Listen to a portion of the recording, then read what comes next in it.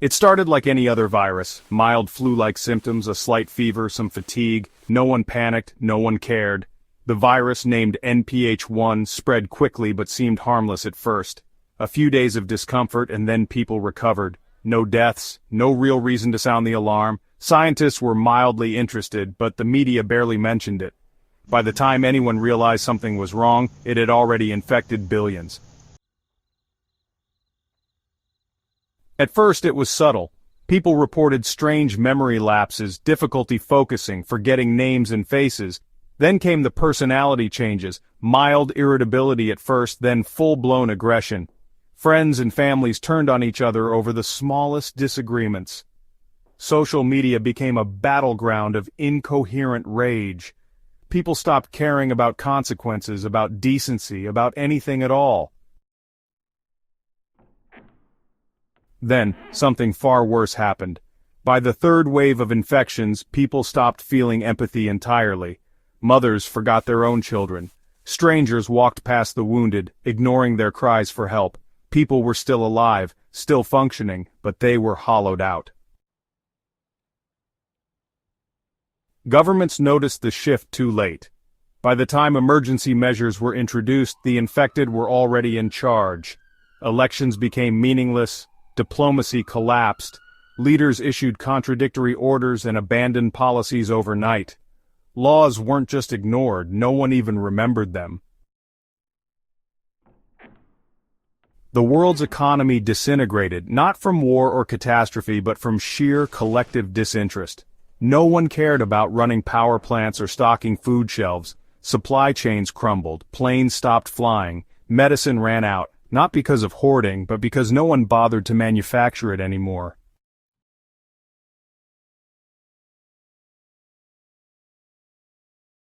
Every country had a different theory. Each tried a different approach, desperate to contain the virus before civilization completely dissolved. Every single one failed. The United States placed all its hopes on a vaccine. A crash effort was launched, billions of dollars funneled into pharmaceutical labs, and Operation Mindshield was announced, an emergency mass vaccination campaign. But the virus wasn't a normal pathogen. Traditional vaccines had no effect because the virus didn't trigger an immune response. It modified brain chemistry without setting off alarms. The first doses were useless. By the time a working formula was developed, the vaccine arrived too late. Most of the scientists leading the research had already forgotten why they were working on it. Labs shut down overnight, not from disaster but from sheer apathy. China took an extreme approach.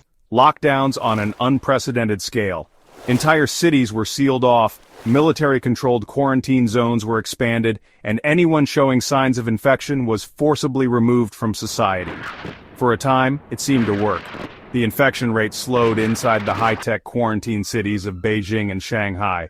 But then something terrifying happened. The uninfected inside the quarantine zones stopped resisting. They weren't sick, but they didn't fight back when soldiers took away their families.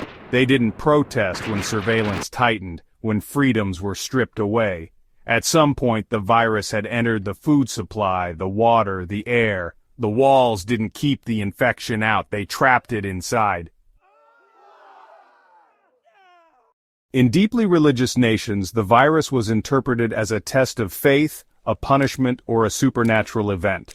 Some believed prayer could cure the infected, leading to massive public gatherings that only accelerated the spread. As clerics and religious leaders themselves became infected, messages changed overnight. New cults formed, preaching that the virus was not a disease, but a higher stage of human evolution. Entire governments fractured as people stopped following orders. Without leaders, without structure, entire cities collapsed into silence. Not from war, not from chaos, but from a complete and utter lack of purpose. Russia's response was brutal. Immediate martial law, mass executions of the infected, and a no-tolerance policy for anyone showing symptoms. For months, military squads patrolled the streets, dragging people away from homes, locking down entire regions. The world condemned the human rights violations, but Russia didn't care. But even they couldn't stop it. Because at some point the military commanders stopped giving orders. The soldiers kept patrolling the streets, but they no longer dragged people away. They no longer responded to radio calls. At some point the kill squad simply stood there, motionless, their weapons hanging at their sides. They had forgotten what they were fighting for.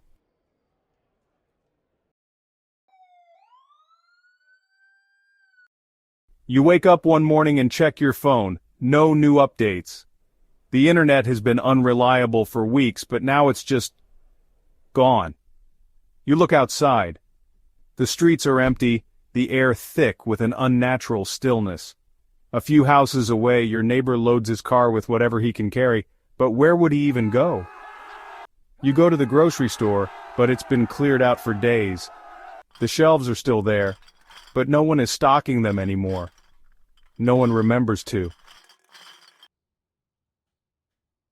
A woman stands in the frozen food aisle, staring at the empty space where the refrigerators used to be. She's not even crying, because she knows.